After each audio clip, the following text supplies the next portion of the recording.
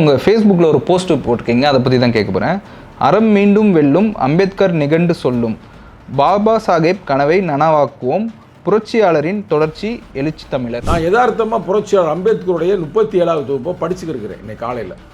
படிக்கும் பொழுது அவர் கரெக்டாக ஆரம்பத்தில், இந்த புத்தகத்தின் ஆரம்பத்தில் அவர் என்ன சொல்கிறாருன்னா, டாக்டர் அம்பேத்கர் தமது உரையில் மக்களுக்கு கூறும் பொழுது அடிமட்டத்தில் இருக்கும் மக்களின் நலனுக்காக போராடுதலே தமது வாழ்க்கையின் குறிக்கோள் என்று உறுதிப்பாட்டோடு தாம் வந்திருப்பதாய் கூறினார். அவர் என்ன சொல்கிறாருன்னா, இங்கே இருக்கிற மக்கள்லாம் ரொம்ப உங்கள் ரத்தத்தை உறிஞ்சுறாங்க, உங்கள் வேலை ரொம்ப வாங்குறாங்க ஆதிக்கவாதிகள். இன்னும் ஒரு 4-5 வருஷத்தில் இந்தியா சுதந்திரம் அடைய போகிறது. எப்போ சொல்ற 1929, எவ்வளோ ஒரு ஃபோர்காஸ்டிங்காக சொல்கிறார் பாருங்க. இந்தியாவுக்கு சுதந்திரம் அடையலை, உங்களுக்கு ஓட்டு இல்லை. அப்படி இருந்த அந்த காலகட்டத்திலே சொல்றாரு, நீங்க நல்ல ஒரு போராடக்கூடிய போராளிகளை, உங்கள் உரிமைக்காக போராடக்கூடியவர்களை அனுப்புங்க. ஃபார் எக்ஸாம்பிள் எங்க தலைவரை மாதிரி அனுப்புங்கன்றாரு. நம்ம எலெக்ஷன் 1952 நடக்குது. இவர் தான் அதுக்கு ஃபுல்லாக காரணமே. ஒன் ஓட்டு ஒன் வேல்யூ அப்படின்னு உருவாக்கின இவர் தான். 2001 எங்களுக்கு 8 சீட்டு, இன்னைக்கு 8 சீட்டு. தலைவர் 2001 உள்ள போனாரு. அங்க ஒரு பிரச்சனை வந்துச்சு. சட்டமன்ற பதவியை தூக்கி எறிஞ்சிட்டு தானே வந்தார். ஏன் வர்றாரு? மக்களுக்காகத்தானே. இது ஓட்டு இருக்குது தலித் மக்கள் அப்படின்றக்காக எங்க கட்சி கூப்பிட்டு பேச்சுவார்த்தை நடத்துறாங்க. இதே 44 அம்பேத்கர் கொடுக்காம இருந்திருந்தா எவனு சேரி பக்கம் கூட வரமாட்டாங்க. இங்க மக்களை மட்டும் நீங்க அப்படி பேசவே பேசாதீங்க. பாவம், அவங்க இன்னைக்கு தான் ஒரு மனுஷனை அவங்கள மதிக்கிறாங்க. அவங்க தீண்டாமைன்ற பேரில் ஒதுக்கி வச்சிருக்கிறாங்க ஒரு சேரிக்குள்ள. தலைவர் சொல்லுவார், தலை நிமிர சேரி திரளும் அன்று தலைகீழாய் நாடு புரளும்ன்றாரு. பார்த்தீங்களா, அது இந்த அர்த்தம் தான். அம்பேத்கர் சாகிறதுக்கு கொஞ்ச நாட்களுக்கு முன்னாடி பம்பாயில் இருக்கிற ஒரு பல்கலைக்கழகத்தில் யூனிவர்சிட்டியில் பேசுறாரு. பேசும்போது ஓன்னு அழுகிறாருங்க. ஏழைகளுக்கு ஒன்றுமே செய்யாமல் போகிறேன், நான் இடஒதுக்கீடு வாங்கி கொடுத்ததுல இவங்க பூரா நல்லா அந்த படித்த ஒயிட் காலர்ஸ் பயன்படுறாங்க. ஆனால் பயன்பட்டுட்டு இவங்க தலித் மக்களுக்கு எதிரியாக இருக்கிறாங்க. ஓட்டு வந்துடும், திருப்பி தமிழக முதல்வராக தளபதி ஸ்டாலின் வெற்றி பெற்று விடுவார். இதில் எந்த வகையான மாற்று கருத்தும் இல்லை. ஆனால் வருகின்ற ஆட்சி அது நிச்சயமாக ஒடுக்கப்பட்ட மக்களுக்கு ஒரு பாதுகாப்பான ஆட்சியாக, ஒரு நிலைத்தன்மையுடைய ஆட்சியாக அமைய வேண்டும். காட்டுமன்னார் கோயில், செய்யூர், திருப்போரூர், அரக்கோணம், திண்டிவனம், கள்ளக்குறிச்சி, பெரியகுளம், பன்ருட்டி. ஸோ இந்த தொகுதி தான் நீங்கள் போட்டியிட போகிறீங்களா? எந்தெந்த தொகுதின்றதை இன்னமும் சொல்ல போனால் அதுக்கு தலைவர் கூட அறிவிக்க மாட்டார். யார் அறிவிக்கணும்னா, அந்த கூட்டணியுடைய தலைவர் தமிழக முதல்வர் தளபதி ஸ்டாலின் அவர்கள் தான் அறிவிக்கணும். அப்போ நேற்று மாலை 6 மணிக்கு அறிவிக்க வேண்டியது யாருன்னு தமிழக முதல்வர் தளபதி ஸ்டாலின் அறிவிக்கலை. ஏன் அறிவிக்கலைன்னா, சில தொகுதிகளை காங்கிரஸ் கேட்குது, அதே தொகுதிகளை தேமுதிகவும் கேட்குது. இன்னைக்கு வேட்பாளரையும் அறிவிக்கிறாங்க, இதில் திமுகவில் தொகுதியும் அறிவிக்கிறாங்க. அப்போ எங்கள் தலைவர் இன்னைக்கு அறிவிப்பதற்கு வாய்ப்புகள் அதிகமாக இருக்கிறது.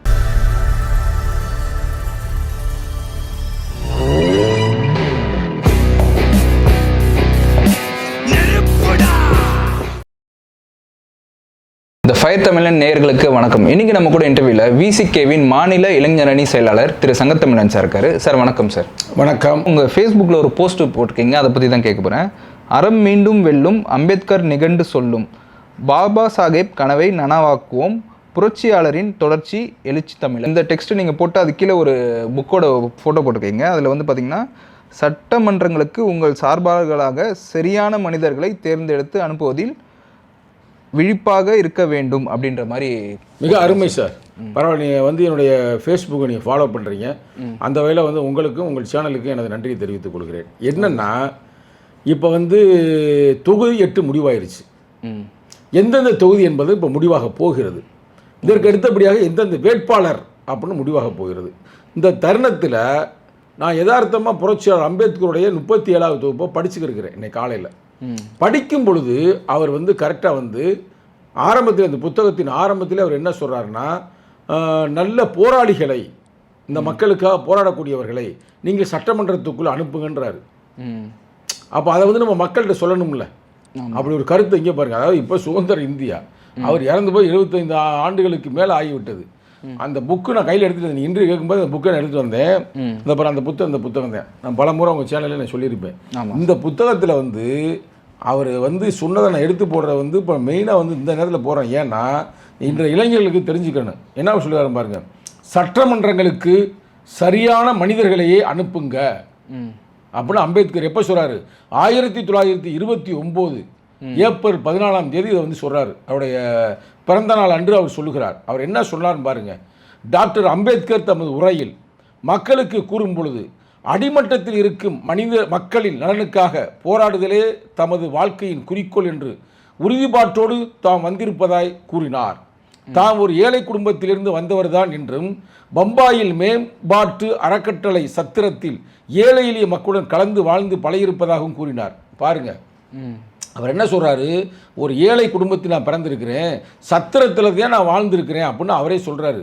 மேலும் அவர் தொடர்ந்து உங்கள் குறைகளை நான் நன்கு அறிவேன், கோத்தி முறையில் உங்கள் ரத்தம் உறிஞ்சப்படுகிறது, குத்தகை நிலைமுறை அகற்றப்பட வேண்டும், அம்முறை நீங்கினால் உங்களுக்கு அமைதியும் முன்னேற்றமும் கிட்டும், உங்களது குறிக்கோளை அடைய நீங்கள் இடையூறாது போராட்டத்தை நடத்தி கொண்டிருக்க வேண்டும், இன்னமும் 4-5 ஆண்டுகளில் இந்தியாவுக்கு தனது வருங்காலத்தை தானே முடிவு செய்து கொள்ளும் உரிமை கிட்ட இருக்கிறது. இதான் ரொம்ப முக்கியம்.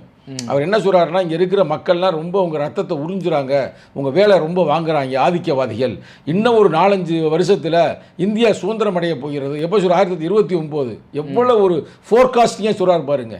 உண்மையிலே வந்து இடையூறாக போராட்டம் நடத்தி கொண்டிருக்கிறேன் என்பதை அறியும், இருந்தாலும் இன்னும் 4-5 ஆண்டுகளில் இந்தியாவுக்கு தனது வருங்காலத்தை தானே முடிவு செய்து கொள்ளும் உரிமை கிட்ட இருக்கிறது. அச்சமயத்தில் அந்த காலகட்டத்தில் அப்போலாம் சட்டமன்றங்கள்லாம் ஓப்பன் ஆகலை. ஆனால் சொல்கிறார் பாருங்கள், வருங்காலத்தை உணர்ந்து சட்டமன்றங்களுக்கு உங்கள் சார்பாளர்களாய் சரியான மனிதர்களையே தேர்ந்தெடுத்து அனுப்புவதில் மிகவும் விழிப்பாக இருக்க வேண்டும். உங்கள் சார்பாளர்கள் கோத்தி முறையை ஒழிப்பதில் பற்றோடு போராடக்கூடியவராக இருக்க வேண்டும். இந்த கோத்தி முறை அப்படின்றது என்னன்னா, அது வந்து எப்படின்னா அடிமை முறை. இதில் பாருங்கள் சார், அதில் நீங்கள் ரொம்ப தெரிஞ்சுக்க வேண்டிய என்னென்னா, 1929 நம்ம வந்து அடிமையாக வாழ்கிறோம். அப்போ அவர் என்ன சொல்கிறாருன்னா, அந்த இடத்துக்கு போயிட்டு, பாம்பில் ஒரு இடத்துல போயிட்டு, நான் உங்களை மாதிரியே இந்த சத்திரத்தில் தான் வளர்ந்துருக்கிறேன், உங்களுடைய வழிகள், உங்களது துயரங்கள், உங்கள் துன்பங்கள் எல்லாமே எனக்கு தெரியும், உங்கள் ரத்தத்தை உறிஞ்சுறாங்க, உங்களை கேவலப்படுத்துகிறாங்க, இந்த சூழ்நிலையில் வந்து இன்னும் 4-5 ஆண்டுகளில் இந்தியாவுக்கு வந்து சுதந்திரம் கிடைக்க போகுது, நீங்களே உங்கள் உரிமையை நீங்கள் வாங்கி போராட போகிறீங்க, அந்த காலகட்டத்தில் சட்டமன்றத்திற்கு நல்ல ஆட்களை நீங்கள் தேர்ந்தெடுத்து அனுப்புங்கள். அப்போ இவங்களுக்கு ஓட்டே இல்லை, இந்த மக்களுக்கு ஓட்டே இல்லைங்க. இவர் தான் ஓட்டே கொண்டாடுறாரு. ஒரு ஓட்டு ஒரு மதிப்புன்னு கொண்டாந்தே புரட்சி அம்பேத்கர் தான். அந்த காலகட்டத்தில் எப்படின்னா, நீங்கள் படித்து டிகிரி வாங்கிருக்கீங்களா, பட்டம் இருக்குது, அப்போ உங்களுக்கு ஓட்டு இல்லை, பட்டம் இல்லை, உங்களுக்கு சொத்து இருக்குது, வீட்டு மனை இருக்குது, நிலம் இருக்குது, பத்திரம் இருக்குன்னா உங்களுக்கு ஓட்டு. ஏன் நம்மளை மாதிரி அன்றாடம் காட்சிகளுக்கு எவனுக்குமே ஓட்டே இல்லை. அப்படியே வெள்ளக்காரை வச்சிருக்கிறேன். இவர் தான் அமைச்சரான பிறகு என்ன, ஒரு ஆரம்பத்தில் அமைச்சர், இந்தியா சுதந்திரம் அடைவதற்கு முன்னாலே ஒரு அமைச்சராக இருக்கிறாரு. அப்போ அந்த குழுவில் இருக்கிறாரு. இந்திய அரசியலமைப்பு சட்டத்தை எழுதி முடிச்சுட்டு ஏன்னா நம்ம எலெக்ஷனே 1952 நடக்குது. இவர் தான் அதுக்கு ஃபுல்லாக காரணமே. 1 vote 1 value அப்படின்னு உருவாக்கினது இவர் தான். 1 vote 1 value அப்படின்னு உருவாக்கினது யாருன்னா அம்பேத்கர். ஒரு ஓட்டு ஒரு மதிப்பு. ஃபார் எக்ஸாம்பிள் வந்து இப்போ நம்ம ஊரில், நம்ம நாட்டில் பெரிய ஆள் யாருன்னு இந்த காலத்தில் அதானி அம்பானி, அவனுக்கும் ஒரு ஓட்டு தான், சங்கத்தவனுக்கும் ஒரு ஓட்டு தான், கௌதமுக்கும் ஒரு ஓட்டு தான். ஆனால் நம்ம ஓட்டு சமமான ஓட்டு. இதை பார்த்து கொண்டு இருக்கிற மக்களுக்கும் ஒரே ஓட்டு. ஆனால் அந்த ஓட்டை விற்கிறாங்க, அது வேறு பிரச்சனை. மானம் கட்டவங்க ஓட்டை விற்கலாமாங்க? உங்களை அம்பேத்கர் கஷ்டப்பட்டு ஓட்டு உரிமை வாங்கி கொடுத்துருக்கிறாரு. அதைத்தான் அவர் சொல்கிறாரு. அப்போ சட்டமன்றத்தில் நீங்கள் அனுப்பும் பொழுது நல்ல தகுதியானவர்களை, நேர்மையானவர்களை, அறிவாளிகளை, உங்களுக்காக போராடக்கூடியவர்களை அனுப்புங்க. ஏன்னா இப்போ நிகழ்காலத்தில் சட்டமன்றத்துக்கு போகலாம் தூங்கிடுறாங்க. நான் குறிப்பாக எங்கள் எல்லா கட்சியும் சொல்கிறேன், சட்டமன்றம்ன்றது எதுக்கு? உங்கள் மக்களுக்கான உரிமைகளை நீங்கள் போராடுறது தான். அங்கே போய் அமைச்சர் பெருமக்களை வந்து போழ்ந்து பாடுறது இல்லை உங்கள் வேலை. உங்கள் வேலை சட்டமன்றத்தில் போயிட்டீங்கன்னா அங்கே இருக்கிற மக்கள் பிரச்சனையை தொடர்ந்து போராட வேண்டும். எவ்வளோ பெரிய ஒரு மாபெரும் போராளி!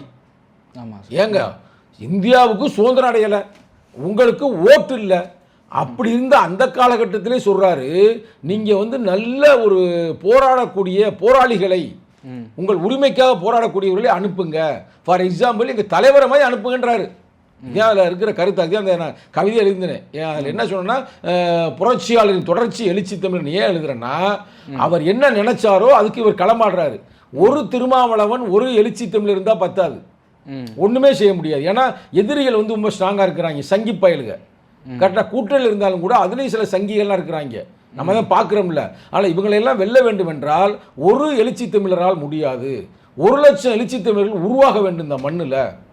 சட்டமன்றத்தில் பல பேர் போகணும் அப்படின்ற அந்த காலத்தில் அவர் கணிச்சிருக்கிறாரு. ஏன்னா எங்கள் தலைவர் வந்து சட்டமன்ற உறுப்பினர் இருக்கும் பொழுது 2001 முதல் ஜெயிச்சு போகிறாரு. இன்னும் கொடுமையான செய்தி நான் மக்கள்கிட்ட சொல்ல விரும்புகிறேன். 2001 எங்களுக்கு 8 சீட்டு, இன்னைக்கு 8 சீட்டு. 2001 இப்போ 2026 எவ்வளோ வருஷம் ஆச்சு? 25 வருஷம். அதுக்கு அடுத்த வந்த எலெக்ஷனில் 10 சீட்டு. அதுக்கு முன்னாடி ஒரு எலெக்ஷனில் வந்து ஜெயலலிதா 9 சீட்டு. இவ்வளவு ஆண்டுகளுக்கு பிறகும் நாங்கள் இப்படி தான் அமுக்கப்பட்டிருக்கிறோம், நசுக்கப்பட்டிருக்கிறோம். நல்லா யோசித்து பாருங்க. இவ்வளவு வருஷம் காலங்கள் போயிருக்குது. அன்னைக்கு வாங்கின மாட்டுக்கறி எவ்வளவு, இன்னைக்கு மாட்டுக்கறி எவ்வளவு? ஒரு எடுத்துக்காட்டு சொல்றேன். அன்னைக்கு வாங்கின அன்னைக்கெல்லாம் தண்ணி யாரும் விலை கொடுத்து வாங்கல, இன்னைக்கு தண்ணியை விலை கொடுத்து வாங்குறோம். அன்னைக்கு அரிசியோடைய விலை என்ன, இன்னைக்கு அரிசியோடைய விலை என்ன? அன்னைக்கு டீசலுடைய விலை என்ன, இன்னைக்கு டீசலுடைய விலை என்ன? பெட்ரோலுடைய விலை என்ன? அன்னைக்கு வந்து யூஎஸ் டாலருக்கு இணையான நமது மதிப்பின் வேல்யூ எவ்வளோ தெரியுமில்ல? ஒரு டாலருக்கு வந்து வெறும் 49 ரூபா 45 ரூபா இருந்துச்சு. இன்னைக்கு எவ்வளவு? 85 ரூபா போயிருச்சு. ஆமாம். அப்போ எவ்வளோ ஆகியிருக்கு. அப்போ அவ்வளவுக்கு எங்களுக்கு ஓட்டு உங்களுக்கு வளர்ந்துருக்கணும்ல.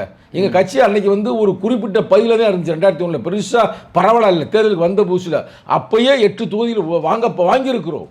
ஆனால் இவ்வளோ ஆண்டுகளுக்கு பிறகு அதே 8 தொகுதி என்பது நான் யாரையும் குற்றம் சுமத்தலை. இப்போ போய் யார்கிட்ட இப்போ கேட்டு போய் சீட்டு வாங்க போகிறதில்ல. யதார்த்தமான உண்மையை சொல்கிறேன். ஏன்னா அம்பேத்கர் புத்தகத்திலிருந்து நம்ம பேசுகிறோம். அதாவது அவ்வளோ காலத்தில் எங்களுக்கு இவ்வளோ காலம் வரைக்கும் நடக்கலையே. அது மட்டும் இல்லாமல் அம்பேத்கர் சொன்னதை போல சட்டமன்றத்திற்கு ஒரு சரியான ஆட்களை நாங்கள் அனுப்ப முடியலை. எங்கள் தலைவர் 2001 உள்ளே போனார். அங்கே ஒரு பிரச்சனை வந்துச்சு. சட்டமன்ற பதவியை தூக்கி எறிஞ்சிட்டு தானே வந்தார். ஏன் வர்றாரு? மக்களுக்காகத்தானே. ஆமாம். ஆனால் நிகழ்காலத்தில் அப்படி இல்லை. அப்படின்றனாலதான் நம்ம இதை வந்து இன்னைக்கு பதிவாக போடுறோம். ஏன்னா இப்போ வந்து எங்கள் தலைவர் இப்போ அறிவிக்க போகிறாரு. அறிவிக்கிற காலகட்டத்தில் பொறுப்பாளர்களுக்கு வந்து சட்டமன்ற உறுப்பினர்கள் அனுப்பும்போது நம்ம அம்பேத்கருடைய கருத்துக்களை வந்து நம்ம உள்வாங்கணும். அதை வந்து எந்த வகையான மாற்று கருத்தும் இல்லை.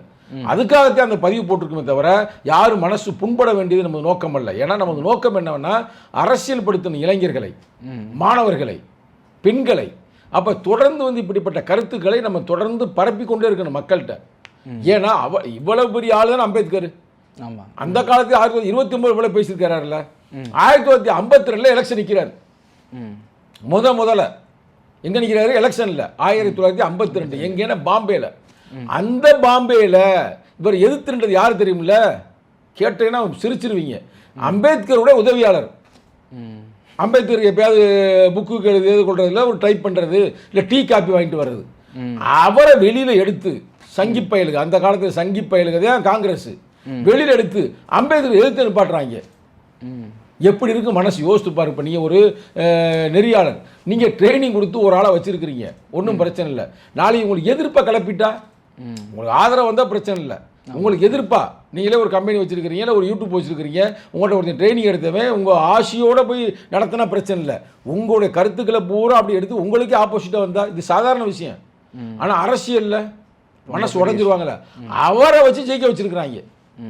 ஜெயிக்க வச்ச பிறகு அம்பேத்கர் என்ன சொல்கிறாருன்னா, இதில் முக்கியமான செய்தி, அவர் மேலே தப்பு இல்லைங்க, அவருக்கு அரசியல் படுத்தப்படலை.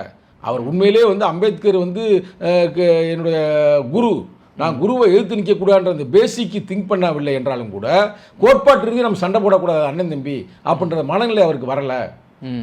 உங்களுக்கு புரியுதா? அப்படின்னு அவர் ஃபீல் பண்ணுறாரு. ஆனால் எங்கள் தலைவரை பாருங்கள், கேவி குப்பம்னு ஒரு தொகுதி இருக்குங்க வேலூரில். கேவி குப்பம் தான் தமிழ்நாட்டிலே தலித்துகள் அதிகமாக உள்ள பகுதி. அங்கே நின்றோம்னா யார் இருந்தாலும் ஜெயிக்கலாம். எங்கள் கட்சியிலே பல வேட்பாளர்கள் அதுக்கு ரெடியாக இருக்கிறாங்க. ஆனாலும் எங்கள் தலைவர் வந்து கேவி குப்பம் வேணான்ட்டார். ஏன்னு கேட்டிங்கன்னா உண்மையிலே அம்பேத்கருடைய அப்படியே அந்த கனவுகளை வந்து களமாடக்கூடிய ஒரே தலைவர் எங்கள் தலைவர் நீங்கள் ஒத்துக்குருவீங்க. என்னன்னா அந்த கேவி குப்பத்தை நிற்கிறது யாருன்னா புரட்சி பாரதத்துடைய ஜெகன்மூர்த்தி அண்ணன் வந்து அவர் நிற்கிறார் அங்கே அந்த தொகுதியில். இப்போ அந்த தொகுதியில் விடுதலை சீட்டு நின்றா வெற்றி உறுதி எங்களுக்கு கன்ஃபார்ம். கரெக்டா? ஆனால் எங்கள் தலைவர் வந்து நாகரிகமாக நம்ம யாராக இருந்தாலும் எதிராளியாக இருந்து கேட்டும், ஆனால் அவர் ஒரு தலித்து மக்களுக்காக அண்ணன் ரொம்ப போராடி இருக்கிறாரு. அப்போ நம்ம அதில் போய் நம்ம நிற்கக்கூடாது அப்படின்னு தொகுதியை நாங்கள் வாங்கலைங்க. அப்போ யோசித்து பாருங்க. ஆனால் அம்பேத்கரை எதிர்த்து நீங்கள் ஒரு ஆளை ரெடி பண்ணியிருக்கிறாங்க. அப்போ எழுச்சி தமிழர் இல்லை, இருந்திருந்தால் எடுத்து சொல்லியிருப்பார். கரெக்டாக? அவர் நிப்பாட்டி ஜெயிக்க வச்சிடறாங்க. ஜெயிக்க வச்சது மட்டும் நொந்து போய் அம்பேத்கர் ஒரு புத்தகத்தை எழுதுறாரு. நீங்கள் நினச்சிக்கிறீங்க வந்து என்னை எதிர்த்து நிற்கிறதுக்கு அந்த தம்பி எதிர்த்து நிற்கிறாருன்னு. உண்மையிலே அவர் அப்படி அல்ல. அவர் என் மேலே பேரன்பு உள்ளவர் தான். அவரை மிரட்டி பணங்களை கொடுத்து அவரை நிப்பாட்டியிருக்கிறாங்க. அதுக்கு முழுக்க வேலை பார்த்தது யாருன்னா அந்த காலகட்டத்தில் இருந்த சவார்கர். அம்பேத்கரே சொல்கிறாரு, என்னை எதிர்த்து தோக்க வைக்க வேண்டும் என்பதற்காகவே அந்த சகாவார்கர் குரூப்புகள், கோல்வால்கர் ஹெட் கவர்னு சொல்கிறோம்ல, அந்த மோகன் பகவத் இருக்கார்ல, அவங்க மூதாதையர்கள் அவங்க தான் அப்படி செஞ்சாங்க அப்படின்னு அவர் ரொம்ப ஃபீல் பண்ணுறாரு. அடுத்த கதையை கேட்டிங்கன்னா இங்கே ரொம்ப அதிர்ச்சி ஆயிருவீங்க. இதெல்லாம் இந்த வரலாறு தெரியணுன்றதை நீ இந்த பதிவு போட்டேன். 52 தோத்து போயிடுறாரு. திருப்பி 54 இடைத்தேர்தல் வருது. அதில் போய் நிற்கிறாரு. அந்த இடைத்தேர்தலையும் தோக்க வைக்கிறாங்க. இதுலையாவது குறைந்த ஓட்டில் தோக்குறாரு. 1952 குறைந்த ஓட்டில் அவர் தோற்று விடுகிறார். ஆனால் 1954 ரொம்ப ஓட்டு டிஃபரன்ட்ல 3வது இடத்துக்கு தள்ளப்படுகிறார். எத்தனாவது இடம்? 3வது இடம். அப்போ என்ன யோசிச்சு பாருங்க, இந்தியாவுக்கு அரசியலமைப்பு சட்டத்தை எழுதினவர், ஒடுக்கப்பட்ட மக்கள் நிற்கிறாங்கல்ல, 44 எம்எல்ஏ அன்னைக்கு தமிழ்நாட்டில் நிற்கிறான். சரிங்களா? இந்த 44 எம்எல்ஏ நிற்கிறது காரணகர்த்தா இவர் தான். இல்லைன்னா இவங்களை யார் ஒரு ரூபாயை வந்து மதிக்க விட மாட்டாங்க. உண்மையிலே விளையாட்டுக்காக சொல்ல, இப்போ எங்களெல்லாம் கட்சியெல்லாம் கண்டுக்கவே மாட்டாங்க. இப்போ எங்களுக்கு இது ஓட்டு இருக்குது தலித் மக்கள் அப்படின்றக்காக எங்கள் கட்சியை கூப்பிட்டு பேச்சுவார்த்தை நடத்துகிறாங்க. இதே இந்த 44 அம்பேத்கர் கொடுக்காம இருந்திருந்தா எவனு சேரி பக்கம் கூட வர மாட்டாங்க. ஐயோ அங்கே தேவையில்லாமல் போய்கிட்டு அப்படின்னு நாயை விட பண்ணியை விட கேவலமாக தான் பார்ப்பாங்க. ஓட்டு இருக்குது அப்படின்றக்காக எல்லாம் வாங்க சகோதரர்களே, வாங்க தோழர்களே, வாங்க நண்பர்களே அப்படின்னு அழைப்பு விடுறாங்க. உங்களுக்கு புரியுதா? அப்போ இதை கொண்டாந்து அந்த அம்பேத்கரை தோக்க வச்சிடுறாங்க. தோக்க வச்சு முடித்த பிறகு ரொம்ப மனசு உடைஞ்சிருக்கிறாரு. அப்போ பத்திரிகையாளர்லாம் பேட்டி கேட்குறாங்க, என்ன ஐயா வந்து இப்படி வந்து நீங்கள் தோற்று போயிட்டீங்களே அப்படின்னு போது கூட அந்த மனுஷன் பாருங்களேன், எந்த வருத்தம் இல்லாமல் என் மக்கள் இன்னும் கொஞ்சம் விவரம் இல்லாமல் இருக்கிறார்கள் அப்படின்னு அவர் சொல்லியிருக்கிறாரு. என்ன வந்து இப்போ ஓட்டு போட்டு பழகுறாங்க, அதனால் இன்னும் அவங்களுக்கு இன்னும் கொஞ்சம் நாட்கள் பிடிக்கும், என் மக்கள் சொல்லியிருக்காரு. அதில் ஒரு பத்திரிகையாளர் தேவையில்லாமல் இடையில புகுந்து, ஏங்க உங்களை தோக்க வச்சு விட்டாங்க, டெபாசிட் போன அளவுக்கு ஆகி போச்சு, நீங்கள் போயிட்டு என் மக்கள் சொல்லிக்கிட்டே இருக்கீங்களே, உங்களுக்கு என்னங்க கொஞ்சம் கூட வருத்தம் இல்லையா அப்படின்னும் போது டென்ஷன் ஆகிடுறாரு. நீங்கள் எங்கள் மக்களை மட்டும் நீங்கள் அப்படி பேசவே பேசாதீங்க, பாவம் அவங்க வந்து இன்னைக்கு தான் ஒரு மனுஷனை அவங்கள மதிக்கிறாங்க, அவங்களை தீண்டாமைன்ற பேரில் ஒதுக்கி வச்சிருக்கிறாங்க ஒரு சேரிக்குள்ள. அது மட்டும் அவங்க வந்து ரொம்ப மனிதனாக கூட நினைக்கிறது இல்லை, ஆடை விட பன்னியை விட கேவலமாக நடத்துகிறது அப்படின்னு சொல்லி முடிச்சுட்டு என்ன சொல்லியிருக்கிறாருன்னா, என் மக்கள் பூரா யாருன்னா அந்த பிச்சை எடுக்கிற யானையை போல, ரோட்டுக்கால பிச்சை எடுக்கிறாங்க பார்த்துருக்கீங்களா யானையை வச்சு, அது மாதிரி பிச்சை எடுக்க விடுறீங்க. ஒரு நாள் எங்கள் மக்களுக்கு இந்த தப்பை பூரா உணர்ந்து அவங்களுக்கு அந்த யானையை போல மதம் பிடிக்கும். மதம் பிடிச்சா நீங்க ஒரு ஆள் இருக்க மாட்டீங்க, எல்லாத்தையும் அழித்து விடுவார்கள். அதான் ஒரு மாபெரும் புரட்சி உருவாகும். உங்க தலைவர் சொல்லுவார், தலை நிமிர சேரி திரளும் அன்று தலைகீழாய் நாடு புரளும்ன்றார் பார்த்தீங்களா, அது இந்த அர்த்தம் தான். அது மாதிரி வந்து நீங்க வந்து மக்களை வந்து தப்பா எடுக்காதீங்க, அவங்க பாவம் அறியாமையில் இருக்கிறார்கள். அதுதான் எங்க தலைவர் தொடர்ந்து வந்து மக்களை அரசியல்படுத்துறாரு. அதுக்காக இன்னைக்கு நம்ம இந்த பதிவு நம்ம போட்டது, மக்களை வந்து அரசியல்படுத்தி அவங்க ஓட்டு குத்திட்டாலே பிரச்சனை முடிஞ்சு போச்சுல. நீ காசுக்கு போய் ஓட்டை குத்துனாதானே சிக்கல். இப்போ கூட சில இடங்களில் சொல்கிறாங்க, விஜய்க்கு வந்து நிறையா வந்து தலித் ஓட்டு தான் போகுது, அதுவே அயோக்கியத்தனம். அப்படிலாம் இல்லை. அதெல்லாம் அந்த காலம் அம்பேத்கருடைய காலகட்டத்தில் விவரம் இல்லாமல் இருந்தாங்க. எப்போ 1952 54 இன்னைக்கு இத்தனை வருஷத்தில் வந்து மக்கள் ரொம்ப அரசியல்படுத்தப்பட்டிருக்கிறார்கள், ரசிகராக இருப்பாங்க. ஆனால் யாரும் ஓட்டை போய் போட மாட்டாங்க. ஆனால் அவங்க ஒரு திட்டமிட்டு பரப்புறாங்க. யார்? சாதி வெறியர்கள். ஆளுங்கட்சியில் கூட இருக்கலாம், இல்லை எதிர்கட்சியில் கூட இருக்கலாம், திட்டமிட்டு பரப்புறது. ஏங்க விஜயகாந்த் வரும்போதே சொன்னாங்க, விஜயகாந்த் ஒரு நடிகர் வந்தார்ல, அப்பயே சொன்னாங்க தலித்து ஓட்டு போகும்னு. எந்த தலித்து போனேன்? நான் இன்னைக்கு உங்கள் சேனல் மூலமாக சேலஞ்சு பண்ணுறேங்க, விடுதலை சிறுத்தையிலிருந்து ஒரு பய போலங்க, அப்படி போயிட்டேன் அப்படின்னு நிரூபிச்சிங்கன்னா நீ என்ன சொல்றீங்க நான் கேட்டுக்கிறேன். நான் ஓப்பன் சவாலே விடுறேன்ல, விடுதலை சிறுத்தையில் ஒரு பொறுப்பில் இருப்பான்ல, நீங்கள் பாட்டு சும்மா ரோட்டில் போகிறவங்க கூட்டியாந்துடக்கூடாது. விடுதலை சிறுத்தையில் ஒரு பொறுப்பில் இருக்கிறவன் அவனை வந்து எவனுமே எந்த கட்சியிலையும் சேர்க்க போக மாட்டாங்க. எழுச்சி தமிழரை தலைவராக எடுத்து புரட்சி அம்பேத்கரே எங்களுடைய கோட்பாட்டு தலைவர் அப்படின்னு உள்வாங்கிட்டானா அவன் எந்த கட்சியும் போக மாட்டான். அதே மாதிரி எந்த கட்சியில் இருந்தாலும் அம்பேத்கர் உண்மையாலேயே படித்து, இல்லை இந்த மக்களை உண்மையிலேயே நேசித்து, இந்தியாவை வந்து நம்மளாம் மக்கள் எல்லாரும் யாதும் முறை யாவருக்கு நினைச்சானா அவன் நேரம் விடுதலை சிறுத்தை தான் வருவேன். நான் விடுதலை சிறுத்தைகளுக்கு அவ்வளவான வாய்ப்புகள் நாங்கள் கொடுக்குறோம், இளைஞர்களுக்கு, பெண்களுக்கு, மாற்று சமூகத்திற்கு. ஆனால் மாற்று சமூகத்தை சார்ந்த நிறையா பேர் வர்றாங்க. இன்னைக்கு இஸ்லாமியர்கள் நிறைய பேர் எங்களை நோக்கி தான் வர்றாங்கன்னா காரணம் என்னென்னா எங்கள் கோட்பாடு அப்படிப்பட்ட கோட்பாடு. அதைத்தான் அம்பேத்கர் வந்து அந்த காலகட்டத்தில் விளக்கம் கொடுக்குறாரு. விளக்கம் கொடுத்து கண்ணீர் விடுறாரு. நல்ல யோசிச்சு 52 தோக்குறாருங்க, 54 திருப்பி தோக்குறாருங்க, 56 செத்து போயிடறாருங்க. அவர் சாகும்போது அவர் வயசு வெறும் 65 தான். 65 ஒரு மனுஷன் சாவானா? நல்லா கற்பனை பண்ணி பாருங்க. 65 நார்மலான வயசு தானே ஒரு மனிதனுக்கு, 70க்கு மேலே தானே. ஆனால் அவர் அப்படியே அவரை போய் ஹாஸ்பிட்டலில் போய் ரொம்ப தீவிர சிகிச்சையில் வச்சுலாம் சாகலை, வீட்டில் தூங்கும்போதே அப்படியே செத்து போயிருக்கிறாரு. ஆனால் சில பேர் என்ன சொல்கிறாங்கன்னா அவர் கொண்டுட்டாங்கன்றாங்க விஷம் வச்சு. அது ஒரு சந்தேகம் இருக்குது. நம்ம அதை ஒரு நாளைக்கு பேசுவோம். ஆனால் நம்ம அதில் தெரிஞ்சு கொள்ள வேண்டிய நிகழ்ச்சி என்னென்னா, ஏன் இந்த பதிவு எடுத்து நான் போடுறேன்னா, சட்டமன்றத்தில் சரியான மனிதர்களையே அனுப்புங்க அப்படின்னா, அவர் அந்த காலத்திலேயே இவர் ஒரு எண்ணத்தில் இருக்கிற அம்பேத்கர். உங்களுக்கு புரியுதா? அப்போ அப்படிப்பட்ட அம்பேத்கருடைய கனவை நம்ம நனவாக்க வேண்டும் என்றால், நல்ல மனிதர்களை, நல்ல ஒரு கருத்தாளர்களை நீ அனுப்பினீங்கன்னா எந்த காம்ப்ரமைஸும் பண்ணாமல் சொல்கிறார்ல, சொத்துக்கோ பணத்துக்கோ ஆசைப்படாமல் நியாயமான ஆட்களை நீங்கள் அனுப்புங்க அப்படின்னு அவர் சொல்கிறார். ஏன்னா அதை அவரும் சொல்கிறார். இன்னொன்று, அதே நேரத்தில் அம்பேத்கர் வந்து சாகிறதுக்கு கொஞ்சம் நாட்களுக்கு முன்னாடி பம்பாயில் இருக்கிற ஒரு பல்கலைக்கழகத்தில் யூனிவர்சிட்டியில் பேசுகிறாரு. பேசும்போது ஓன்னு அழுகிறாருங்க. அவ்வளோ பெரிய தலைவர் அழுகிறாரு. அழுதுமே எல்லாம் நொந்து போயிடறாங்க. ஏங்க அழுகிறீங்க ஐயா அப்படின்னு கேட்குறாங்க. இல்லைங்க, நான் அந்த மக்களுக்காக இரவும் பகலுங்க நான் கஷ்டப்பட்டு உழைச்சேன். இப்போ நான் எப்படி இப்போ நான் இறக்க போகிறது எனக்கு தெரியுது முன்னாடியே. அவர் ஒரு வாழும் புத்தர் மாதிரி தானே, இறக்க போகிறது எனக்கு நல்லா தெரியுது. ஆனால் நான் எனக்கு ரொம்ப கவலையாக இருக்குது அப்படின்றார். என்ன கவலைன்னா, நான் அந்த ஏழைகளுக்கு ஒன்றுமே செய்யாமல் போகிறேன். நான் இடஒதுக்கீடு வாங்கி கொடுத்ததுல இவங்க பூரா நல்லா அந்த படித்த ஒயிட் காலர்ஸ் பயன்படுறாங்க. ஆனால் பயன்பட்டுட்டு இவங்க தலித்து மக்களுக்கு எதிரியாக இருக்கிறாங்க. தலித்து மக்கள் ஹெல்ப் பண்ண மாட்டாங்க. என்கிட்ட வர்றாங்க, வந்துக்கிட்டு என் பையனுக்கு வந்து மெடிக்கல் காலேஜ் சீட்டு வாங்கி கொடுங்கன்றாங்க, என் பையனுக்கு வந்து என் மகளுக்கு வந்து சொத்து கொடுங்க அப்படி தான் வந்து கேட்குறேன். நானும் என் பிள்ளைகளை நான் பார்க்கவே இல்லை, எனக்கு 5 பிள்ளைகளில் 2 பிள்ளை செத்தே போச்சு. அப்படி நான் நேர்மையாக நான் உழைச்சேன். ஆனால் யாருக்காக? அந்த மக்களுக்காக, இந்த நாட்டுக்காக. கடைசியில் இவங்க பூரா அந்த ஒயிட் காலர்ஸ் பூரா அந்த மக்களை ஏமாத்துறாங்க.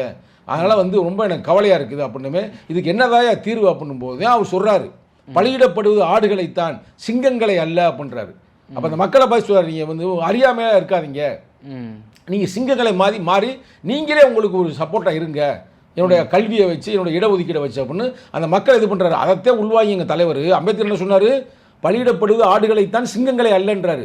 அதை உள்வாங்கி ஒரு மதுரையில் வந்து என்ன சொல்கிறாருன்னா, அண்ணன் அம்பேத்கர் போய் சொல்கிறார், அண்ணலுக்கு அண்ணல்னா அம்பேத்கர் தான். அண்ணலே, இனியும் நாங்கள் ஆடுகள் அல்ல, இளிச்சவாய கூட்டமும் அல்ல, சீரிப்பாயும் விடுதலை சிறுத்தைகள்.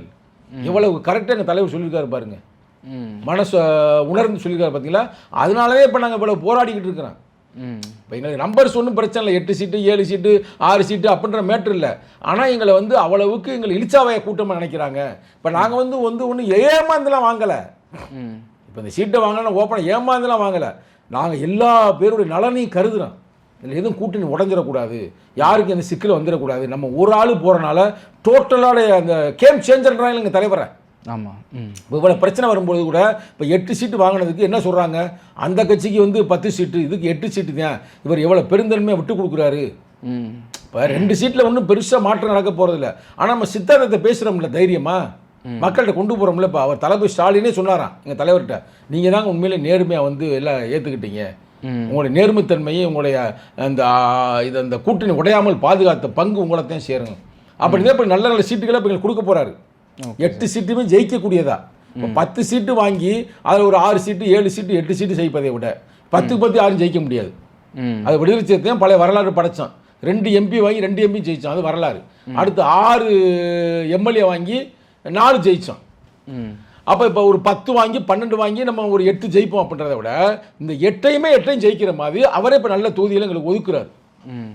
அவரே இப்போ எங்கள் தலைவரோட சொல்லியிருக்காரு, நான் 8 தொகுதிக்கு நான் வந்து பல முறை நான் வந்து உங்களுக்காக நான் பிரச்சாரம் பண்ணுறேன், உங்களுடைய நேர்மைக்காக. அப்போ எங்கள் தலைவர் அப்படித்தான் வெல்றாரு.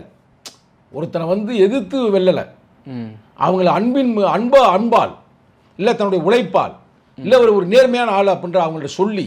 ஏன்னா இப்போ நாங்களும் எதிர்பார்க்கவே இல்லைங்க. இப்போ எங்களுக்கு சீட்டு குறையுதுன்னா நாங்கள் தானே கத்தணும் கையான்னு.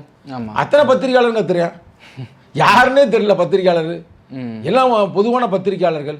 ஏங்க பத்திரிகையாளர் மட்டும் நம்ம கத்துறேன், எடப்பாடி கத்துறாரு. அது தப்பா ரைட்டா நக்கல் பண்ணுறான்னு தெரியல, அவர் ஃபீல் பண்ணுறாரு. அந்த கூட்டணியிலேயே வந்து திமுக அடுத்தபடியாக வலிமையான அமைப்பே வந்து விடுதலை சிறுத்தைகள் தான், ஏன் அவங்களுக்கு இது பண்ணலை அப்படின்ற மாதிரி சொல்கிறாரு. அப்போ ஒருவேளை நாங்கள் அங்கே போயிருந்தோம்னா 25 சீட்டு கொடுத்துருப்பாரு. இவ்வளோ பெரிய கருத்து சொல்கிறவருக்கு அப்புறம் என்ன நடக்கும்? அவர் மட்டும் இல்லை, அவர் கட்சியில் எல்லாரும் பேசுகிறாங்க. அது தேர்தல் நோக்கத்தில் பேசுகிறாங்களா இல்லை வந்து உண்மையான மலர் வந்து பேசுகிறான்னு பார்த்தா நம்ம பார்க்கும்பொழுது உண்மையான மனநிலையிலேருந்து பேசுகிறாங்க. அவர் மட்டுமல்ல, எல்லா பேருமே. விஜய் கட்சியிலேருந்து அவர் பேசுகிறாப்புல, ஆதவ் அர்ஜுன், எல்லாரும் யாருமே எடுத்து பாருங்க. அப்போ இவ்வளவுக்கு பேசுகிற அளவுக்கு எங்கள் தலைவர் வந்து மக்களின் மனதை வென்றிருக்கிறாரு. மக்களும் பேசுகிறேன், பொது ஜனங்கள் நீங்கள் ரோட்டில் போய் கேட்டிங்கன்னா இல்லை இதெல்லாம் தப்புங்க, காங்கிரஸை விட குறைச்சி கொடுத்துருக்குறாங்க, அந்த கட்சியோட யார் அண்ணன் கேப்டன் விஜயகாந்த் கட்சியோட குறைச்சி கொடுத்துருக்குறாங்க அப்படின்னு பரவலாக பேசப்படுது. அப்போ எங்கள் நோக்கம் வந்து என்னவென்றால் வெறும் 1 சீட்டு 2 சீட்டுக்காக குழப்பத்தை விளைவிப்பதை விட ரைட்டா நம்ம கூட்டணியே வெற்றி பெற வேண்டும். மீண்டும் தமிழக முதல்வர் வர வேண்டும். வந்தால் மட்டும் பத்தாது, எங்களுக்கான கோரிக்கைகள் கடந்த ஆண்டு நிறைவேற்றாமல் போய்விட்டது. அதை நிறைவேற்றணும். அது ஒரு சின்ன எடுத்துக்காட்டு. பெர்க்யூர்மெண்ட் டிபார்ட்மெண்ட்டில் 5 விழுக்காடு ஏழைகளுக்கு ஒதுக்குனாங்க, SC STக்கு. அது இம்ப்ளிமெண்ட்டே ஆகலை. அமைச்சர், அதாவது முதலமைச்சர் அறிவிச்சாலும் கூட இம்ப்ளிமெண்டேஷன் ஆகலை. இப்படி பல விஷயங்கள் இருக்குது. தாட்கோக்கு தனி நிறுவனத்தை உருவாக்குவது, அதே மாதிரி சாதி ஆணவ கொலைகளை தடுப்பதற்கு தனி சட்டத்தை உருவாக்குவது, சொல்லிக்கொண்டே போகலாம்.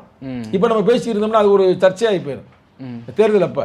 ஆனாலும் கூட நாங்கள் ஓப்பனாக சொல்கிறோம், ஏன்னா எங்கள் ஓட்டு வந்தால் தான் இவர் வெற்றி பெற முடியும். எங்கள் ஓட்டு வந்துடும், இந்த மாட்டு கருத்தில் எங்கள் தலைவர் வந்து கிரீன் சிக்னல் கொடுத்துட்டாரு. Okay sir. அப்போ ஓட்டு வந்துடும், திருப்பி தமிழக முதல்வராக தளபதி ஸ்டாலின் வெற்றி பெற்று விடுவார். இதில் எந்த வகையான மாற்று கருத்தும் இல்லை. ஆனால் வருகின்ற ஆட்சி அது நிச்சயமாக ஒடுக்கப்பட்ட மக்களுக்கு ஒரு பாதுகாப்பான ஆட்சியாக, ஒரு நிலைத்தன்மையுடைய ஆட்சியாக அமைய வேண்டும். ஏன்னா அது எங்கள் கனவு மட்டுமல்ல, அவங்களுக்கெல்லாம் ரோல் மாடலாக இருக்கிறது யார்? அறிஞர் அண்ணா. அறிஞர் அண்ணாவுக்கெல்லாம் ரோல் மாடல் யார்? தந்தை பெரியார். அந்த தந்தை பெரியாரே என்ன சொல்கிறாரு? எனக்கு ஒரு வாய்ப்பு வந்து ஆட்சி அமைக்க முடியும்னா நான் ஒரு தலித்தை தான் நான் வந்து முதல்வராக்குவேன் அப்படின்னு அந்த காலத்தில் அறிஞர் அண்ணா சொல்லுகிறார். இவரும் சொல்கிறார், தந்தை பெரியார் சொல்கிறாரு. அப்போ அதை நீங்கள் வந்து தலித்த முதல்வராக்கவில்லை என்றாலும் தலித்து மக்களுக்கான பாதுகாப்பை நீங்கள் உறுதி செய்யுங்கள். அங்கங்கே சாதிய கொலைகள் அதிகமாக நடந்து கொண்டு இருக்கிறது. அந்த இவன் கூட பேசுகிறேன், பேர்னா ஒரு பையன் இருப்பானே, ரங்கராஜ் பாண்டே, எங்கள் தலைவர்கிட்ட பேட்டி பெரிய அறிவாளிமையே பேசுகிறேன். எங்கள் தலைவர் ஒரு நியாயமாக பேசினாலும் எங்கள் தலைவருடைய ரொம்ப இதாக பேசி நம்மள மாதிரி ஆள்கிட்ட இருந்து மாட்டிருந்தானா அவனை வந்து நம்ம என்ன பண்ணுறோன்னு பண்ணியிருக்கலாம். அவன் கேட்குற கேள்வியே சம்மந்தம் இல்லாமல் கேட்குறேன். ஏன்னா ஆணவ படுகொலைகளை தடுக்கணும்னு தனி சட்டத்தை உருவாக்கணும்னு போராடி நாங்கள் தானே. வேங்க வெயிலுக்காக தொடர்ந்து போராடி கொண்டிருந்தது எங்கள் தலைவர் தானே. அவர்கிட்ட போய் கேட்குறேன், வேங்க வெயிலுக்கு நீங்கள் போராடினீங்களா? ஒரு இளவும் அவனுக்கு தெரியல. இது மாதிரி தான் எங்களை வந்து வேலை பார்க்குறவங்கள, உழைக்கிறவங்கள, கூட்டணி கட்சி தலைவர்களும் கஷ்டப்படுத்துகிறாங்க. இது மாதிரி பத்திரிகையாளரும் கஷ்டப்படுத்துகிறாங்க. அப்போ நம்ம எப்படி இந்த மக்களுக்காக உழைக்க முடியும்? அவ்வளவு சிக்கல்கள் இருக்குங்க. அதுக்காக அந்த கோபத்திலே நான் அதை போட்டேன். இப்போ இதே ஒரு 10 சட்டமன்ற உறுப்பினர்கள் சிறுத்தைகள் அங்கே இருக்குன்னு வச்சுக்கோங்க. இப்போ 10 ஆக முடியாதோ, அது ஃபுல்லோவில் வந்துருச்சு 10ன்னு. அந்த பழைய சிங்கிள் டிஜிட் டபுள் டிஜிட் பேசினா இப்போ சிங்கிள் டிஜிட் ஆகி போச்சு. அது ஒரு பிரச்சனை. அப்போ 8 பேருமே சிறுத்தையா போய் அங்கே போய் இருந்தாங்கன்னா அது பாதிப்பு பெருசாக இருக்கும்ல. உங்களுக்கு வந்து இப்போ ஒரு பிரச்சனை வருதுன்னா கேட்பாங்களா 8 பேரும் சட்டமன்றத்துக்கு உள்ளே கேட்கும் பொழுது, அதாவது எப்படின்னா அவங்களோட சண்டை போட தேவையில்லை, கூட்டணி கட்சி தானே, விளக்கம் கொடுத்தாலே அவங்க செய்ய போகிறாங்க. இந்த பிரச்சனைங்க எங்களுக்கு இந்த சிக்கல் இருக்குது ஐயா, எங்களுக்கு செஞ்சு கொடுங்க ஐயா அப்படின்னு அவங்க விளக்கம் கொடுத்து அவங்க புரிஞ்சாலே செய்ய போகிறாங்க. எனக்கு என்னமோ நம்ம விளக்கம் குறைவாக கொடுத்து விட்டோம் அப்படின்ற மாதிரி ஒரு மனநிலை தான் நான் அம்பேத்கர் கொண்டாந்து நான் போடுறேன். இதில் வேறு யாரும் சொன்னோம்னா யாரும் ஏற்றுக்கிற மாட்டாங்க. அப்போ அவ்வளவுக்கு அம்பேத்கர் வந்து இந்த மக்களுக்காக கடைசி வரைக்கும் போராடினார். அதுக்கடுத்து லீடரே இல்லை. அம்பேத்கர் எடுத்து நீ இந்தியாவில் பார்த்தீங்கன்னா தலித்து மக்களுக்காக போராடுற லீடரே இல்லை.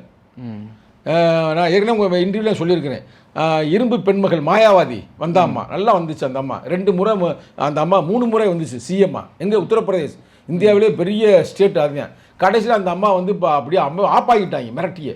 இப்போ அமைதியாக இருக்குது. இரும்பு பெண்மகள் என்ன பண்ணாங்க, ஏது பண்ணான்னு தெரியல. அதில் சூழ்ச்சி பண்ணுவாங்க, பல சூழ்ச்சிகள் பண்ணக்கூடியவர்கள் அந்த சங்கி குரூப்புகள். அப்புறம் வந்து தலித் பேந்தர் ஆஃப் இந்தியான்ற ஒரு அமைப்பை இந்தியாவிலே முதல் உருவாக்குனது யாருன்னா ராம்தாஸ் அத்வாலே. அவ்வளோ பெரிய போராளி ராம்தாஸ் அத்வாலே, நம்ம நேரடியாக சந்திச்சிருக்க தலைவருடைய நண்பர். இன்னைக்கு அவரை வந்து மிரட்டி பிஜேபியில் சேர்த்துட்டாங்க, சேர்த்து ஒரு அமைச்சர் பதவியை கொடுத்துட்டாங்க. அவ்வளோ பெரிய ஆளுங்க. அவர் தான் தலித் பேந்தர் ஆஃப் இந்தியா, விடுதலை சிறுத்தைகள்லாம் முன்னோடி அந்த கட்சி தான், TBI. அதை உருவாக்குன ஒரு 4 பேரில் அவர் ஒருத்தர். அவரையே வந்து இப்போ சோழியை முடிச்சுட்டாங்க, கிட்னி எடுத்துட்டாங்க. கரெக்டாக இல்லை, அப்படி சிரிச்சிடாதீங்க.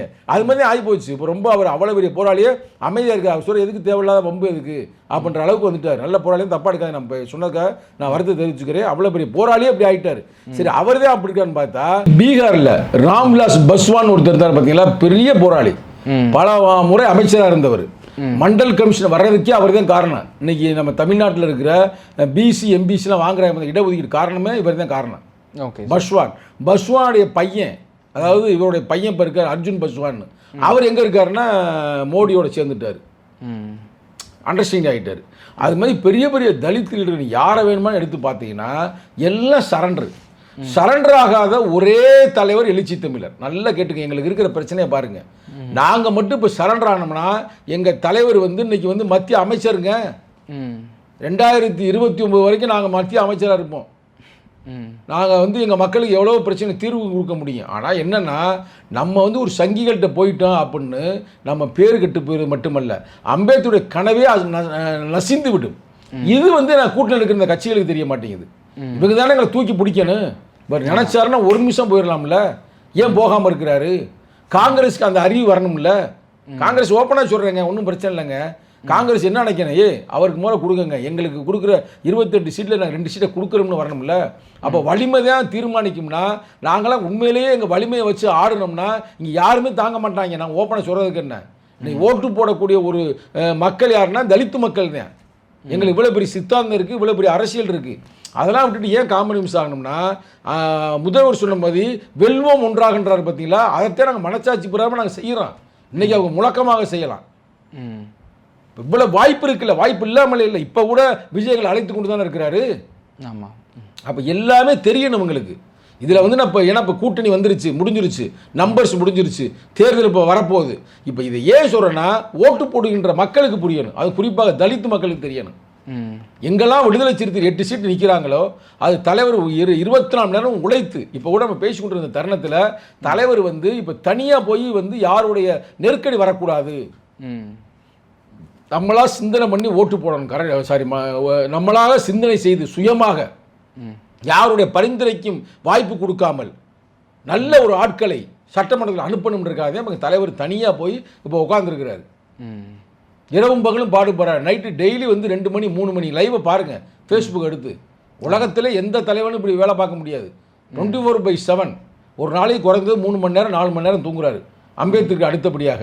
அப்போ அம்பேத்கர் கனவும் அப்படியே கிடக்குது, எழுச்சி தமிழோட உழைப்பும் அப்படியே கிடக்குது. அப்போ இதெல்லாம் வந்து செய்யணும், வாய்ஸ் அவுட விடக்கூடாதுல்ல. அதுக்காக தான் சொல்கிறேன். நான் வந்து மற்ற ஆளுகளுக்கு சொல்லலை, தலித்து இளைஞர்களுக்கு சொல்கிறேன், தலித்து மக்களுக்கு சொல்கிறேன். நீங்கள் உங்கள் ஓட்டை வந்து எங்கெங்கே விடுதலை சிறுத்தை நிற்கிதோ அந்த ஓட்டை வந்து இது பண்ணிடாதீங்க, கரெக்டாக போய் ஓட்டை குத்துங்க. வெறும் விடுதலை சிறுத்தைகள் மட்டும் இல்லை, அந்த கூட்டணியே எங்கே நிற்கிதோ, மதச்சார்பின்மை முற்போக்கு கூட்டணி எங்கே இருக்குதோ அவங்களுக்கு பூரா ஓட்டை போட்டு 200 ஜெயிக்க வைங்க. அப்புறம் நம்ம பிரச்சனையை பேசுவோம். இப்போ தலைவர் அதான் பேசிக்கொண்டு இருக்கார். மினிமம் ப்ரோக்ராம் ஒன்று நாங்கள் டிஸ்கஸ் பண்ணிக்கிறோம். நிறையா பேருக்கு ஒன்று தெரியாது, 8 சீட்டு வாங்கிட்டான் 8 சீட்டு வாங்க அப்படின்னு நினைக்கிறாங்க. அப்படி இல்லை. சிலதை வந்து இப்போ நான் வெளியில் சொல்ல விரும்பலை. சில கொள்கை அறிக்கையாகவே நாங்கள் சிலதை வந்து நாங்கள் தமிழக முதல்வருக்கு நாங்கள் பரிந்துரை செய்ய போகிறோம். இப்போ இன்றோ நாளையோ எங்களோட கொள்கை அறிக்கை என்ன அப்படின்றது மாதிரி அதை வந்து இம்ப்ளிமெண்ட் பண்ணணும். சும்மா சாதாரணமாக நாங்கள் விட்டுட்டு போக முடியாது. காலங்கள் போய் கொண்டு இருக்கிறது. ஏங்க எவ்வளோ பெரிய கற்பனை பாருங்க. 1929 அம்பேத்கர் வந்து பேசியிருக்கிறாரு. நான் உங்களுக்கு தர்றது நீங்கள் போடுங்க, சில பேர் நம்ப மாட்டாங்க. 1929 வந்து அதில் பாருங்க, இங்கே பாருங்க டேட்டு 1929. அப்பயே அவர் சொல்கிறாருன்னா இது என்னங்க வருஷம்? இது 2026. எத்தனை ஆண்டுகள்? 100 வருஷம் கிட்ட. அப்போ யோசித்து பாரு, நெருங்க போகுது 88 98 ஆண்டுகள். அப்போ இவ்வளவுக்கு முன்னாடியே இவ்வளவு சிந்திச்சிருக்கிறாருன்னா நம்ம கொஞ்சமாச்சும் செயல்பட வேண்டாமா? நான் எல்லாரும் கேட்குறேன், எல்லா தலித்து மக்களையும் நான் கேட்குறேன். அதுக்காக இப்போ நான் உங்களுக்கு நான் பதிவு செய்து அந்த நோக்கத்தில் தான் நான் பதிவு போட்டதும் கூட. மக்களை அரசியல்படுத்த தலைவர் சொல்ல அரசியல்படுத்தி நடந்தேற வேண்டும், அது அடுத்தடுத்த தலைமுறைக்கும் தொடர்ந்திட வேண்டும் என்ற அந்த உயர்ந்த எண்ணத்தில். இப்போது இந்த எலெக்ஷனில் திமுக கூட்டணியில் வந்து உங்களுக்கு 8 தொகுதி கொடுத்துருக்காங்க. அந்த 8 தொகுதி வந்து எந்தெந்த தொகுதின்னு இன்னும் உங்கள் தலைவர் வந்து அறிவிக்கலை. ஆனால் சோஷியல் மீடியாவில் பார்த்தீங்கன்னா ஒரு 8 தொகுதி வந்து போட்டிருக்காங்க சார். அது என்னென்னு சொல்கிறேன். காட்டுமன்னார் கோயில், செய்யூர், திருப்போரூர், அரக்கோணம், திண்டிவனம், கள்ளக்குறிச்சி, பெரியகுளம், பன்ருட்டி. ஸோ இந்த தொகுதி தான் நீங்கள் போட்டியிட போகிறீங்களா? சார், நீங்கள் முதல்ல வந்து ஒரு விஷயம் தெளிவாக தெரிந்து கொள்ளணும். இப்போ எங்களுக்கு வந்து அறிவிக்கப்பட்ட தொகுதி 8. ஆமாம், அது வந்து அறிவிக்கப்பட்டு விட்டது அஃபிஷியலாக. எந்தெந்த தொகுதின்றதை இன்னமும் சொல்லப்போனால் அது எங்கள் தலைவர் கூட அறிவிக்க மாட்டார். யார் அறிவிக்கணும்னா அந்த கூட்டணியுடைய தலைவர், தமிழக முதல்வர் தளபதி ஸ்டாலின் அவர்கள் தான் அறிவிக்கணும். ஏன்னா அவர் எல்லா கூட்டணியோட வந்து அவர் பேச்சுவார்த்தை நடத்துகிறாரு. இப்போ நம்ம வாட்டுக்கு நம்ம தொகுதியில் அறிவிக்க முடியாதுல்ல, சரிங்களா? மற்ற பேர்கிட்டலாம் பேசிட்டு இப்போ நம்ம போய் நேரடியாக போய் தேமுதிமுக பேச முடியாது, நம்ம நேரடியாக போய் கம்யூனிஸ்ட்டை பேச முடியாது, நம்ம நேரடியாக போய் மதிமுக பேச முடியாது. நமக்கு என்ன தொகுதிகள் வேண்டும் அப்படின்னு நாங்கள் ஒரு பெரிய ஒரு பட்டியல் கொடுத்துருக்குறோம். ஏறக்குறைய ஒரு 15-16 கொடுத்தோம். அந்த கொடுத்ததில் அவர் வந்து மற்றவங்கள்ட்ட பேசிட்டு எங்களுக்கு தேவையான அந்த 8 தொகுதியில் அவர் வழங்குவார். அதில் 8 தொகுதியில் குறிப்பாக என்னென்னா 6 தொகுதிகள் வந்து ரிசர்வ் தொகுதி, 2 தொகுதி வந்து பொது தொகுதி. கடந்த முறை எப்படி நாங்கள் வந்து ஆணூர் ஷானவாஸுக்கு கொடுத்தோம் ஒரு இஸ்லாமியன்ற முறையில், எப்படி எஸ்எஸ் பாலாஜி அப்படின்ற நான் தலித்து கொடுத்தோம், அதுபோல் இந்த முறை நாங்கள் வந்து அதை நாங்கள் கொடுக்க போகிறோம். சரிங்களா? அப்போ வந்து நேற்று வந்து மாலை 6 மணிக்கு அறிவிக்க வேண்டியது யார் யாருன்னு தமிழக முதல்வர் தளபதி ஸ்டாலின் அறிவிக்கலை. ஏன் அறிவிக்கலைன்னா, சில தொகுதிகளை வந்து காங்கிரஸ் கேட்குது, அதே தொகுதிகளை வந்து தேமுதிகவும் கேட்குது, அதாவது கேப்டன் கட்சியும் கேட்குது. அவங்க கேட்குற அதே தொகுதியை கம்யூனிஸ்டும் கேட்குறாங்க.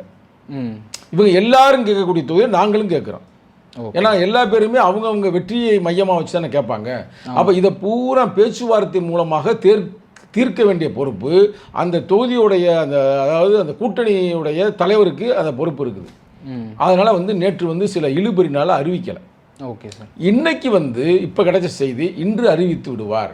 ஒருவேளை இந்த நம்ம இன்றி வந்து வெளியேற நேரத்தில் கூட அறிவிக்கப்பட்டிருக்கலாம். சரிங்களா? நிச்சயமாக அறிவித்து விடுவார்கள். அறிவித்த பிறகு அதுதான் நிரந்தரமானது, அதிகாரப்பூர்வமானது.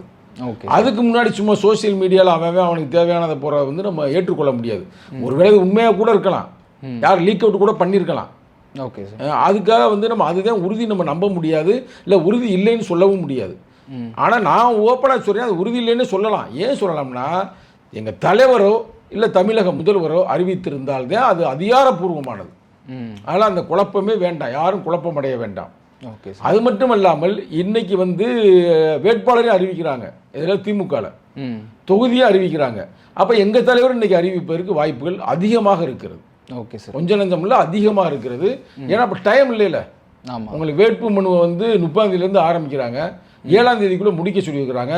அதில் இடையில 2 நாள் லீவ் வர வருது, ஈஸ்டர் லீவ் வருது, புனித வெள்ளி எதை லீவ் வருதுன்ற மாதிரி சொல்கிறாங்க. அப்போ இந்த லீவ் வரனால இதெல்லாம் பேலன்ஸ் பண்ணி அவங்க கரெக்டாக வந்து அறிவித்தாங்க, இவங்க போய் வேலை பார்க்க முடியும். அப்படியே பார்த்தாலும் கூட உங்களுக்கு வந்து வேட்புமனு ஏற்பது உண்மையா பொய்யா, இல்லை உங்கள் வேட்புமனு எது மிஸ்டேக் இருக்கான்னு நிராகரிக்கிறதுக்கு ஒரு டைம் கொடுத்துருக்குறாங்க. அதுக்கடுத்து பார்த்தோம்னா உங்களுக்கு 15, 18, 20 நாள் கூட வரல. ஆமாம். 20 நாளில் நீங்கள் மக்கள்கிட்ட வந்து நீங்கள் போகணும், பேசணும், வெற்றி அடையணும். ஆனால் எங்கள் கூட்டணிக்கு ஒன்றும் பிரச்சனை இல்லை. ஏன் பிரச்சனைனா, தொடர்ந்து தமிழக முதல்வராக இருந்தாலும் சரி, எங்கள் தலைவராக இருந்தாலும் சரி, பிரச்சாரத்தில் இருக்கிறாங்க. நாங்கள் சும்மா தேர்தலுக்காக வந்து பிரச்சாரம் பண்ணுறது இல்லை. நாங்கள் மக்களை அரசியல்படுத்தி கொண்டிருக்கிறோம் ஒவ்வொரு நாளுமே கருத்துக்கள் மூலமாக. இப்போ எங்கள் தலைவர் இல்லாத பேட்டியே இல்லைல்ல. எப்போ எடுத்தாலும் எங்கள் தலைவர் லைவில் வந்து கொண்டே இருக்கிறார்ல. சில பேர் தேர்தலில் போய் வருவாங்க, எங்கள் தலைவர் தொடர்ந்து வந்து கொண்டு இருப்பார். மற்ற எல்லா தலைவரும் எடுத்துக்கங்க, அது கூட்டணியில் இருந்த தலைவராக இருக்கட்டும், இல்லை கூட்டணி இல்லாத தலைவர்களாக இருக்கட்டும், தேர்தல் வந்து அவங்களுக்கு திருவிழா. எங்களுக்கு அப்படி இல்லை, எங்களுக்கு எப்பயுமே மக்களுக்காக போராடக்கூடிய ஒரு அமைப்பு. அதனால் எங்களுக்கு அந்த பிரச்சனையே எங்களுக்கு டோட்டலாக இல்லை. ஓகே சார், உங்களோட நேரத்துக்கும் கருத்துக்கும் நன்றி சார். நன்றி, வணக்கம்.